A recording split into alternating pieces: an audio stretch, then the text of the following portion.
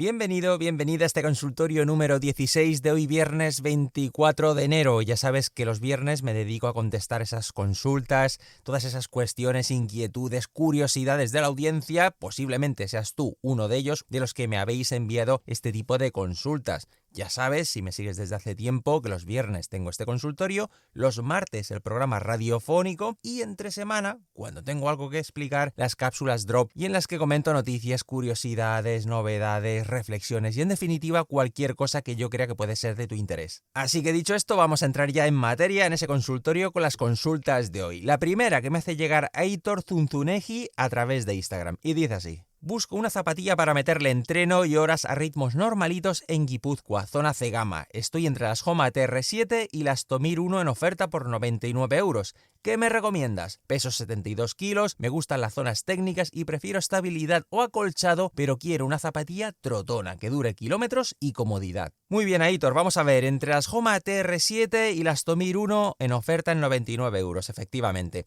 Bien, vamos a ver, en cuanto a tracción, en mi opinión, ambas van a funcionar bien, tanto la suela de la Homa como la de la Tomir por la profundidad y distribución del taco. Ahora bien, si hablamos de adherencia, la Tomir 1 se lleva la clasificación. Es decir, la suela de Homa a día de hoy no está a la altura de Vibram, ni mucho menos. Destacan otras cosas, durabilidad y demás, pero en cuanto a adherencia no puede competir.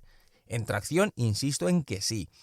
Precio, realmente 99 euros. Esta Tomir 1 está muy bien frente a los 110 más o menos de la Homa TR7, 110 oficiales. Es decir, puedes encontrar alguna oferta en alguna web y demás, que normalmente suelen haber ofertas, ¿eh? Es posible que encuentres un precio bastante parecido a la Tomir.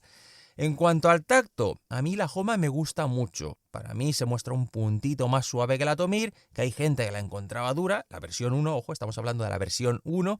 Sin embargo, la Homa con ese doble compuesto, para mí está muy equilibrada. Quien talone va a encontrar un buen recorrido en la zona trasera, pero no vas a perder en ningún momento estabilidad gracias a esa dualidad de componentes. La zona delantera un poquitín más firme para tener esa estabilidad y la zona trasera ese mayor mullido. En cuanto a durabilidad, no deberías tener problema con ninguna de las dos, ni con la Tomir 1 ni con la Homa TR7, ya que en ninguno de los dos modelos he tenido ningún problema de roturas, ni en el collar, ni en el upper, ni en zonas de flexión, etc. Así pues, con estos puntos que te he dado, según lo que tú valores, decide. Pero sí que es cierto, y ahí sí que lo podríamos resumir, que en adherencia, sobre todo en ese terreno de Guipúzcoa, donde vas a encontrar ya no solo barro, sino ese terreno, esas superficies húmedas, a mí, en mi opinión, yo por suela elegiría la Tomir. Otra cosa es que estuviésemos hablando de un terreno siempre seco, más mediterráneo, sin tanta humedad, entonces sí que cualquiera de las dos te podrían ir muy bien. Ya digo, por la distribución,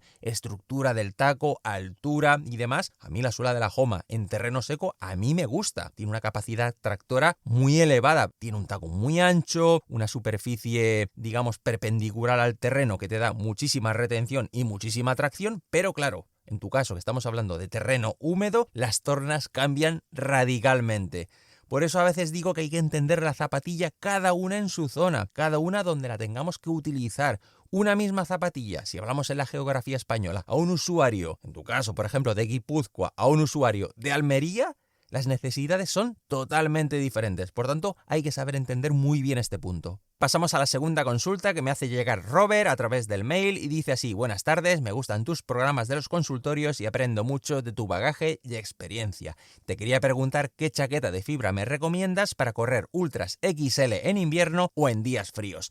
Prendas que sean compresibles, que sean calientes y, por supuesto, que no pesen demasiado. No sé si tú utilizas alguna para esas ocasiones. Pues mira, Robert, precisamente para el Spin Race, cuando participé en la Spin Race de 2020, me compré una de la marca Hagloss de la serie LIM. Es una prenda que no es barata. No sé si me costó 300 largos euros, me costó bastante dinero, pero eso sí, como tú dices, es muy compresible, cuando la compactas queda muy pequeñita y pesa 280 gramos. Es realmente poco para lo que es la chaqueta, lo que abriga y lo que aísla.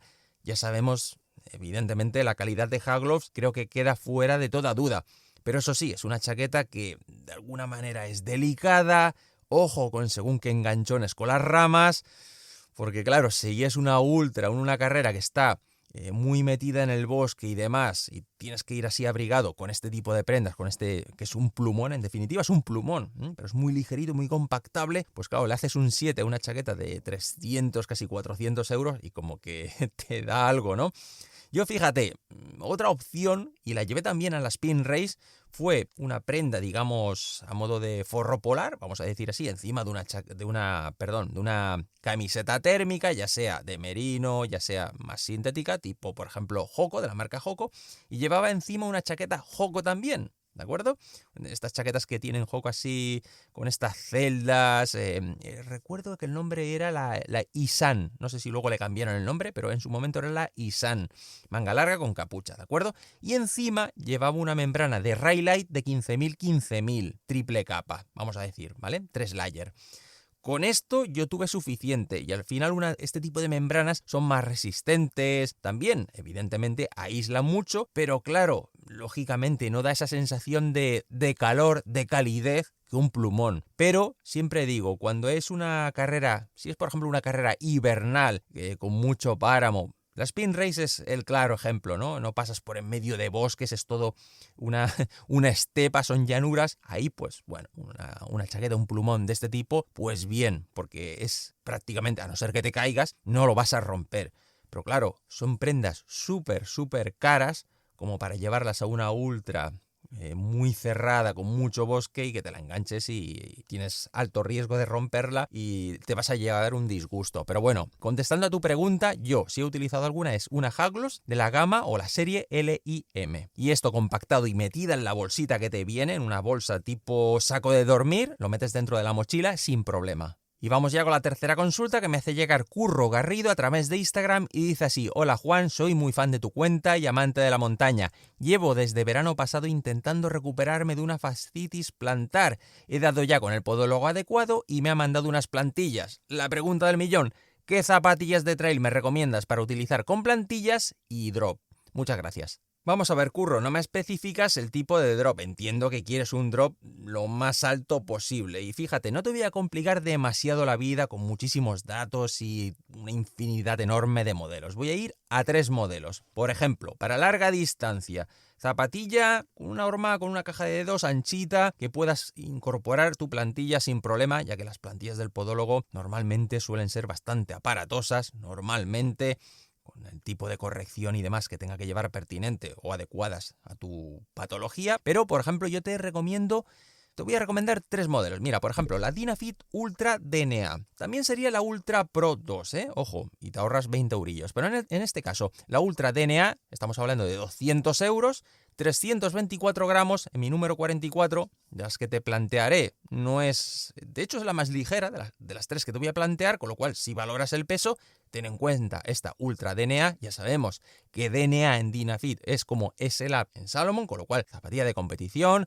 con los mejores materiales, los mejores acabados y demás. De hecho, fíjate que en este punto lleva la suela Vibram Mega Grip Light Base. Es decir, no es una zapatilla para esas distancias largas, para el corredor que preferiblemente va a estar ahí en unos ritmos interesantes, ¿de acuerdo? Con lo cual no es la más mullida, la más amortiguada, es la más, digamos, prestacional. De ahí que de las 3 que te propongo sea la más ligera. Ahora bien, tú quieres un poquitín más de confort, quieres un poquitín más, incluso mejor precio, porque estamos hablando de 150 euros, 50 euros menos, la Cascadia 18. Para mí es una muy buena opción, 327 gramos en un número 44. En este punto piensa que es medio numerito menos que la Dynafit. La Dynafit, en mi caso, es medio número más, con lo cual te ahorras esos 50 euros. Tienes la posibilidad de incorporar tu plantilla sin problema, debería caberte sin problema. De hecho, conozco a bastantes usuarios que llevan plantilla en la Cascadia 18, incluso también la 17, con lo cual, en este punto, bien. Tercera opción, por ejemplo, para mí muy interesante, y es una zapatilla que ha pasado con bastante discreción por el panorama, pero que a mí me gusta bastante, entendiendo lo que es, y es la Mizuno Mujin 10. ¿Por qué? Porque, bueno, tiene un drop de 8 milímetros. Piensa que las 3 que te estoy diciendo son de drop 8. Precio, 160 euros, 10 euros más que la Cascadia, 40 euros menos que la Dynafit. Pero ojo, suela Vibram. Punto interesante, suela Vibram. Con Traction Look, con esos escaloncitos, con lo cual el salto cualitativo de esta Mujin 10 para mí es súper, súper apreciable. A cambio, eso sí, es la más pesada. En mi número 44, 349 gramos. 349 gramos me parece un poco pesada, pero lo que ofrece a cambio, pues es interesante, me parece muy confortable, no es súper blanda, no es mucho más blanda que incluso que la Cascadia, y evidentemente sí que estas dos, Cascadia 18 y Mujin 10, son más suaves que Ultra de la Dynafit. Insisto, Dynafit es más orientado a competición, Cascadia y Mizuno un poquitín más zapatilla, vamos a decir, de entrenamiento, de su uso diario y demás. A no ser que a ti te guste ese tacto un poquitín más firme y esa sensación de mayor, vamos a decir, mayor ritmo y optes por la Ultra DNA de Dynafit. Y ojo, aquí hago un inciso porque no me has especificado ni el tipo de terreno, ni tu peso, ni la distancia que sueles recorrer, con lo cual he intentado hacer un poquitín una selección un tanto estándar con estos tres modelos. Por eso, de que tengas modelos más orientados a competición y modelos más orientados a lo que podríamos considerar ese entreno, ese uso diario. Muy bien, y pasamos a la cuarta consulta que me hace llegar Damián Galván por Instagram y dice así: hola Juan, estoy decidido a adquirir un par de topo para el último tramo de los 130 kilómetros de Valhall Fin del Mundo en Ushuaia. Caramba, menudo sitio chulo para ir a una carrera. Damián, me das mucha envidia, ¿eh? Pero bueno, oye, algún día. Sigue diciendo, y estoy más que acostumbrado al Drop 0. Y ahí va la pregunta, ¿Mountain Racer 3 o Pursuit 2? Desde ya, muchas gracias y aguardo tu respuesta. Muy bien, pues evidentemente me gusta mucho esta consulta porque si me sigues desde hace tiempo ya sabes que soy muy fiel usuario de Topo. Es una marca que me encanta y siempre me gusta tener uno o dos pares en mi rotación habitual, ya sea de asfalto, ya sea de montaña, porque es una marca con la que me encuentro súper a gusto. Es que parece casi que hayan hecho la zapatilla adaptada a mi pie. Me siento tan a gusto que por eso digo que tengo que tener siempre alguna ahí preparada para cuando quiera salir, pum, ponérmela.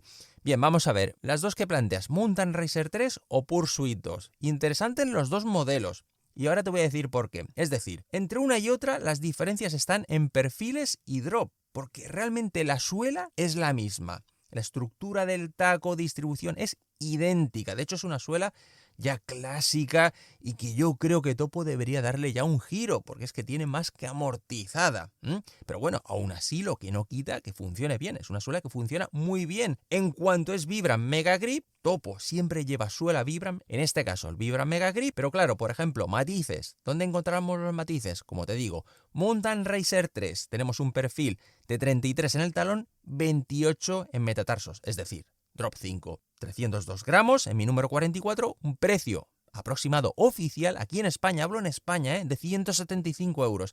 Y digamos que Topo la califica como la máxima amortiguación. Es decir, no llega a la Ultra Venture 3, porque la Ultra Venture 3 tiene más perfiles, pero sí que es una amortiguación muy agradable y más que suficiente para largas distancias, o sea, sin problemas. Es una zapatilla que, aunque tiene ese carácter técnico, podríamos decir que dentro de Topo es la que tiene ese ADN más técnico, de ahí eso de Mountain Racer, orientada a tecnicidad, a carrera, pero que tiene un confort muy alto. De hecho, en las últimas versiones, esta Mountain Racer 3, de la 3 a la 2, hubo un incremento notable de perfiles, subió 3 milímetros de perfil, con lo cual a mí esos 3 milímetros le sentaron súper bien. Pasamos a la Pursuit 2. Insisto, misma suela, idéntico patrón. Ninguna de las dos lleva placa antirroca, ojo, ninguna.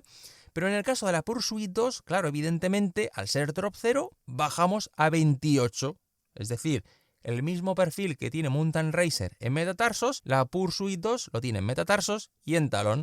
El peso, idéntico. Y es que te quedas ahí, 302, 303 gramos en mi número 44. Es una zapatilla que Topo la califica como más balanceada en cuanto a soporte, en cuanto a amortiguación. Yo la encuentro bastante más firme que los Mountain Racer 3. Es decir, si valoras amortiguación y quieres, por decirlo así, más sensación de acolchado, yo iría a la Mountain Racer 3. El precio es muy similar. Aquí en España estamos hablando de 5 euros de diferencia, 5 euros más barata la Pursuit 2. Pero insisto en que yo, por ejemplo, si valorase más en la sensación de amortiguación, iría a la Mountain Racer 3.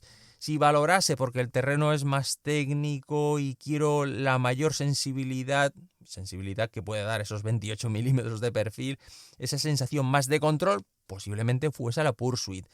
Pero en tu caso, si tuviese que elegir una de las dos, yo personalmente iría a la Mountain Racer 3. Y pasamos rápidamente a la quinta consulta que me hace llegar José Luis Rodríguez por Instagram y dice así: grande Juan, ¿qué tal estás? Como siempre agradecido con tu gran aporte, con tus reviews de este mundillo que nos apasiona. Aprovechando paso por aquí por el consultorio de los viernes para ver tu opinión. Soy fan de las Hoka Mafate 4, la he usado en pruebas como UTMB y Transvulcania. Tengo 84 kilos, vivo en Madeira. ¿Qué me recomendarías para renovar mi escaparate? Uso las Tomir 2 para entrenos cortos, no más de 40 kilómetros y me van bien con ellas.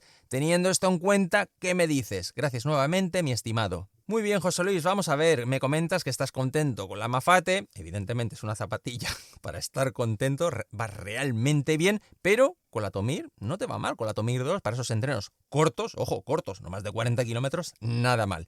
Vamos a ver, Madeira. No conozco exactamente Madeira, pero tengo entendido por lo que he visto, por las fotos, los vídeos y demás de alguna carrera, que es bastante técnica y hay bastante zona húmeda, agreste y demás. Claro, por ejemplo, con 84 kilos, contento con la Mafate, a mí la que se me viene a la mente es la Trabuco Max 4. Es decir, te podría recomendar la Max 3, pero sí que es cierto que, si bien por tu peso te la recomendaría si vivieses en alguna zona de España, claro, esa Max 3 con esos perfiles, vamos a decir, entre comillas, problemas de inestabilidad en zonas complicadas y con tus 84 kilos, posiblemente en Madeira tuvieses problemas. Con la Max 3, Ahora bien, con la futura o la que tenemos actualmente, Trabuco Max 4, ojo, teniendo en cuenta que todavía no me ha llegado porque tiene unos problemas tremendo de stocks con las unidades de prensa, y la estoy esperando al igual que la Trabuco 13, pero bueno, un poquitín, ojo, sobre el papel, creo que te podría ir bien. ¿Por qué? Porque han bajado la altura de la mediasuela, es decir, baja 2 milímetros, parece ser que cambia la estructura, entonces tendría que ver, y hasta que no lo pruebe, por eso no me quiero aventurar demasiado, qué tal funciona o si ha mejorado esa estabilidad. En zonas complicadas, ojo, a priori, tacto no se debería ver demasiado perjudicado porque continúa llevando la misma mediasuela en Flight Foam Blast Plus, que es una amortiguación absolutamente brutal en cuanto a tacto, pero claro, insisto, en la Trabuco Max 3, ese tacto tan blandito, con esa altura, generaba pues ciertos problemas. Me los generaba a mí con mi peso, con 84 kilos es muy probable que también incluso fuese a más. Ten en cuenta que, por ejemplo, esta Trabuco Max 4, la que ha recién salido, no tiene placa antirrocas. Bueno, tampoco debería preocupar con ese perfil que tiene a pesar de bajar de esos 2 milímetros. Pero bueno, entiendo que han corregido esos problemas de estabilidad, bajando ese perfil. Veremos a ver la anchura de base cómo queda hasta que no la tenga y tengas mis mediciones. No podré hacer el dictamen final. Pero bueno, sobre el papel diría que esta Trabuco Max 4 te podría ir bien. Otro modelo muy interesante por sus cualidades y demás podría ser la Salomon Ultra Glide 3, que parece ser que saldrá previsiblemente en febrero. También es un modelo que estoy esperando, me tiene que llegar, pero bueno, hay cosas que a veces se retrasan, con unos perfiles súper bestias, es decir, 35 delante, 41 detrás, es decir, los mismos que la S-Lab Ultra Glide, que sí que estoy probando. Pero claro, son 250 euros versus 150 euros de esta Ultra Glide 3. Claro, hay un salto brutal. Lógicamente no son los mismos acabados, pero claro, esos 100 euros... Ojito, que yo los prefiero casi en mi bolsillo. De nuevo, como no la he probado todavía, veremos qué tal. Estéticamente piensa que la media suela es súper voluminosa, igual que esa S-Lab, pero en cuanto a la upper seguimos viendo a esa Ultra Glide 2. Es inequívoco, es la inspiración. Estamos viendo prácticamente una Ultra Glide 2. Pero creo que por tu peso, es que claro, teniendo en cuenta esos 84 kilos, pues eso es lo que me hace un poquitín tener en cuenta ciertos modelos que te pueden ir bien con tu peso, pero que tampoco te generen inestabilidad. Y claro, también el terreno de Madeira, con lo que he visto y demás, y lo complicado, abrupto y agresivo que es, no es fácil encontrar ahí el balance. Posiblemente, ya digo, que la Trabuco Max 4 te convenga un poquitín más. De todos modos, cuando tenga estos dos modelos, iré subiendo publicaciones, iré informando, iré dando mis percepciones, en fin, todas mis sensaciones y posiblemente puedas afinar un poquitín más en tu decisión. Y por cierto, José Luis, si te he recomendado en parte una ASICS es porque, claro, viniendo de la Mafate acostumbrado a un buen grip, te he recomendado esa ASICS precisamente por eso. Por buen grip y también por durabilidad del caucho de la suela. Es algo que sí que es cierto que he tenido bastante en cuenta a la hora de hacerte esta recomendación. Muy bien, y la sexta consulta me llega a través de mail y me la hace llegar Alain García y está dividida en dos partes. La segunda parte es un poquitín, tiene otros matices, ya pregunta por tipo de sensaciones, en fin, es un poquitín más complejo de contestar. La voy a dejar para otro programa, voy a centrarme en la primera parte que creo que es más fácil y más rápida de comentar. Dice así: buenos días, Juan. Primero, felicitarte por completar el increíble reto de la 360T Challenge. Es realmente inspirador ver cómo te enfrentas a esta clase de monstruosidades con tu característica sencillez y humildad, demostrando que lo haces por gusto y no por alimentar tu ego. Pues bueno, Alain, ¿qué te voy a decir? Muchísimas gracias. Segundo, darte las gracias por el contenido que haces. En mi opinión, eres una de las voces más sinceras y fiables en cuanto a reseñas de material que conozco. Pues nada, se intenta, en eso estamos. Tercero, llevaba tiempo queriendo escribirte una consulta acerca de a partir de qué ritmo de carrera recomendarías pasar a las super zapatillas con placa de carbono. Ejemplo, Adios Pro 3, Alpha Fly 3, no las de entrenamiento de lujo que se han inventado, para distancias de medio maratón o maratón y con un peso de 75 kilos. Pues mira, Alain, vamos a ver, y te voy a ser muy sincero, quizás esta opinión no es la más popular o la más, vamos a decir, políticamente correcta, ¿vale? Pero te voy a ser sincero y te voy a explicar mis sensaciones. Yo hay veces que incluso a 5 el kilómetro llevo placa de carbono. Estamos hablando de placa de carbono en asfalto, ojo, para la audiencia que no haya entendido esto de Adios Pro 3 o Alpha Flight 3, ¿de acuerdo? Zapatillas o super shoes, las super zapatillas de asfalto, máximas prestaciones, la zapatilla que va a buscar la performance. Yo, por ejemplo, a 5 minutos el kilómetro yo he llevado placa de carbono y sin ningún problema. ¿Por qué? Porque creo que tengo buena técnica de carrera, piso muy adelantado y a mí me van bien incluso a 5 el kilómetro. Habrá quien se estira los pelos y diga, es que esa zapatilla no es para ir a 5 el kilómetro. Bueno, sí, será, pero yo voy cómodo, a mí me va bien. Eso sí, luego ya, por ejemplo, buscando ya un poquitín más aterrizarlo a lo real o para lo que está concebida, para lo que están pensadas. Y te pondré un ejemplo para que veas en mi caso, insisto, mi experiencia, lo que yo hago y a mí me va bien. Por ejemplo, en Sevilla llevé las ASICS Metaspeed Sky París, ¿de acuerdo? En Sevilla en Maratón de Sevilla 2024, me salió un tiempo de 2 horas 55, es decir, un ritmo aproximado de 4:10 el kilómetro. Con algún achuchón, eso que tienes que ir en la línea de salida, pues bueno, tienes que ir adelantando a gente, en fin, dando algún apretón para ir adelantando.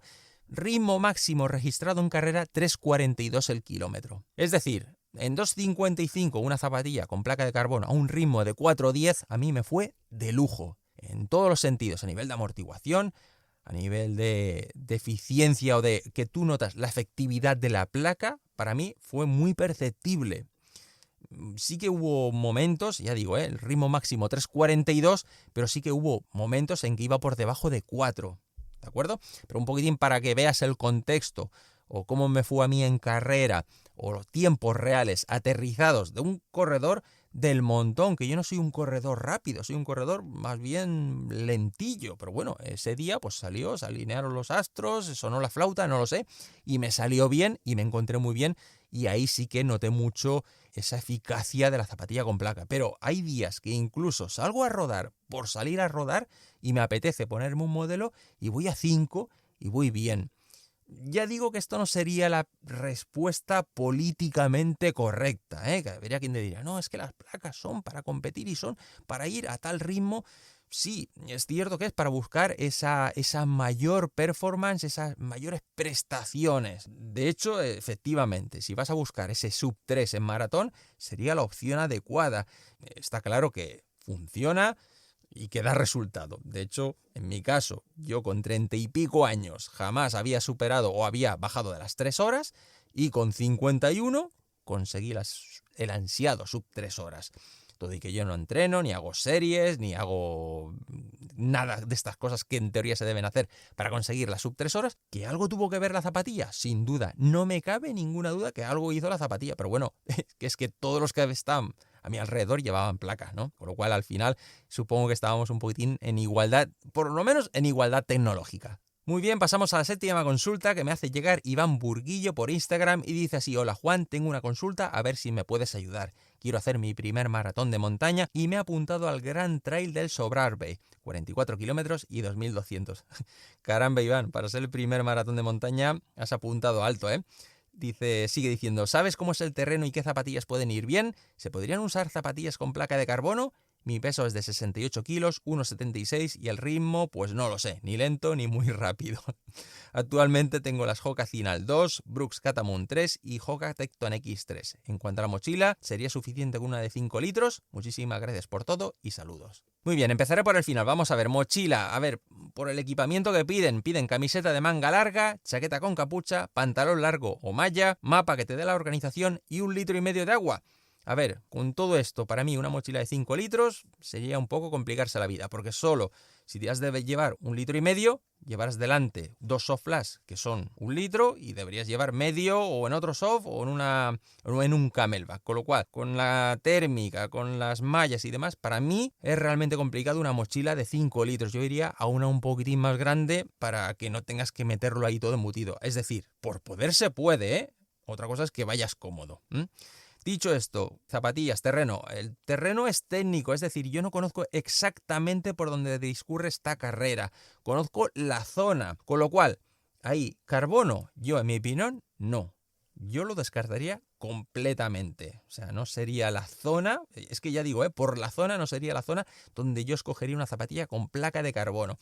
¿A qué me iría yo? Por ejemplo, Scarpa Ribelle Run, la Sportiva Mutant. Ojo, la Sportiva Mutant, cuidado, que habrá quien no esté de acuerdo, por supuesto que no esté de acuerdo con la Sportiva Mutant, pero es que esta es una zapatilla súper infravalorada y que en terreno técnico, ojo, porque funciona súper bien. Por todo, por suela, tiene un taco brutal para zonas más sueltas, más complicadas, tiene un chasis impresionante, con lo cual, ojo, porque a mí la Sportiva Mutant tenemos que perder un poquitín el concepto ese de encajonarla en terreno descompuesto o barro, la típica zapatilla que siempre había estado en C-Gama. Y sí, ahí se encuentra en su salsa, pero es una zapatilla que admite muchísimo más y es una zapatilla de aquellas que vas con la sonrisa, Ojo.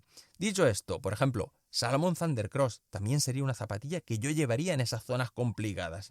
Es decir, zapatilla con protección en los 360 grados, ya sea perimetral en el upper y protección también en la suela, que tenga un taqueado un poquitín consistente. Yo valoraría también, por ejemplo, que tuviese sujeción, que me tuviese el pie bien cogido para tener esa buena sensación de control. Dicho esto, con todas estas propuestas que yo te he hecho, tú me hablas de la Hoka Cinal 2, Brooks Catamount 3.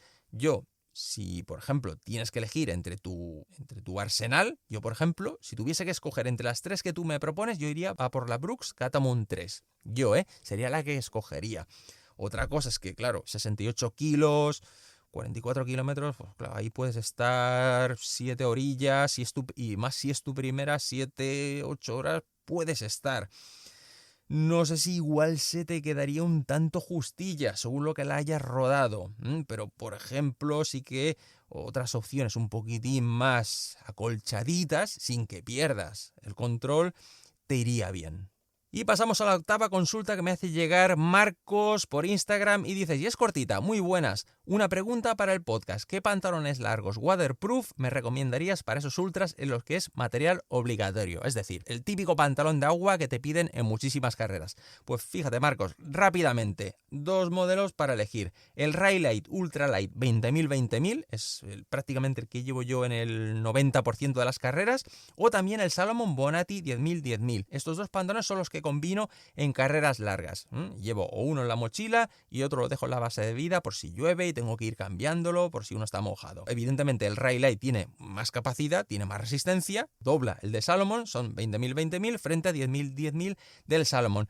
Precio el mismo, 120 euros aproximadamente. Muy bien, y con esto pasamos a la última consulta de hoy y la novena consulta que me hace llegar Sergio Player y dice así: Juan, me flipan tus vídeos, quería preguntarte sobre qué zapatillas recomiendas para camí de caballs. Me apunté a la Ultra y a pesar de no ser un corredor pesado, 1,80 y 69 kilos, me gusta ir con una zapa cómoda y amortiguada. No muy exigentes ya que no llevo ritmos de cabeza de carrera, somos del montón. De North Face Vective Pro 2 me gustan mucho, Asics nunca he tenido, no sé si puedes recomendarme un par de modelos de cualquier marca para probar. Pues muy bien, Sergio, me dices que te has apuntado a la Camí de Cavalls, la Ultra, pero no me especificas si a la de 100 o 185 kilómetros. Pero bueno, en cualquier caso, vamos a ver, Camí de Cavalls es un terreno súper roto, muy técnico precisamente por eso, porque hay mucha piedra, está muy roto, mucha roca, es decir, es un camino o es un trazado que es según cómo lento, es decir, si no eres un corredor muy técnico, se hace lento. A mí se me atragantó un poco por eso, porque no me considero un corredor técnico y todas esas rocas y demás, pues me exigían ir muy concentrado y asegurar muy bien la pisada. Dicho esto, yo por ejemplo, en el año pasado, en el 2024, llevé la Homa Racer, es decir, una zapatilla súper estructurada, muy protegida, y también ten en cuenta que, claro, todo aquello está muy seco, es decir, es una roca muy abrasiva, pero claro que también proporciona adherencia, porque es muy agreste, no es roca pulida como en otros sitios que puede estar muy pulida por el hecho de que ya ha pasado mucha gente. Al ser tan agresiva es que realmente la adherencia es buena, eso sí, lo destrozas todo, sea que la zapatilla que sea, el trote que le das es tremendo. Todo y que, ojo, a mí con la Homa Race, la verdad es que después de la carrera la miré y dije, ostras, ojo, porque ha aguantado el tipo súper bien. Claro, me comentas que nunca has tenido ASICS, tus preferencias y demás. Yo, por ejemplo, mira, no te voy a complicar demasiado la vida y te voy a recomendar, me parece que son 4 modelos. Por ejemplo, Dynafit, la Dynafit Ultra DNA, zapatilla de competición, o Ultra Pro 2, algo más, vamos a decir, racional, algo más barata, 180 euros versus los 200 de la DNA, y que ambas te pueden ir bien por el tipo de suela, la protección que ofrece sobrada. Otra, por ejemplo, yo no descartaría de llevar una Tomir 2 de normal, en absoluto, por todo también. Por confort, porque hay muchas zonas muy corribles cuando pasas por urbanizaciones, paseo marítimo y demás, con lo cual ese confort de la media suela de la Tomir 2 para mí puede ser muy bueno. Otra recomendación, por ejemplo, si te hace ilusión probar algo así un poquitín diferente, y también lo he comentado en otra consulta de este programa, la Topo Mountain Racer 3, yo para mí sería una zapatilla que perfectamente yo llevaría a Camí de Cavalls, y ojo, y no descarto llevarla en esta edición de 2025, todavía no sé qué voy a llevar, pero estoy ahí barruntando a ver qué llevo. Una cuarta opción, por ejemplo, Saucony Peregrine 15, es una zapatilla que mejora ahora la suela, ya no está segmentada en la parte de atrás, que tantos disgustos ha dado a algunos usuarios y tantos disgustos ha dado a la marca con devoluciones, con lo cual tiene mayor consistencia en esa suela, tiene un taco perfectamente válido para esa carrera y además es una zapatilla que no es pesada y tiene una amortiguación muy buena. Así que, Sergio, esas son mis recomendaciones y espero verte en Camí de Cavalls en este 2025. Muy bien, y hasta aquí el programa de hoy con estas 9 consultas respondidas, querido y querida oyente, y si has sido tú, por supuesto, uno de los que me has escrito, muchísimas gracias por tu confianza. Si me has escrito y ves que tu respuesta no está en este consultorio, por favor te pido paciencia porque voy respondiendo a medida que voy pudiendo. Sé que sois muchos los que me preguntáis y hago todo lo que puedo para contentar a todo el mundo, pero el tiempo es el que es y no da para más, así que te pido por favor paciencia, iré respondiendo a medida que vaya pudiendo y por supuesto te doy muchísimas gracias por tu fidelidad semana tras semana en este consultorio de los viernes, en el programa radiofónico con review de los martes, en las cápsulas Drop que voy publicando cuando tengo algo que contar y nada más. Muchísimas gracias, cuídate mucho y que tengas un buen fin de semana.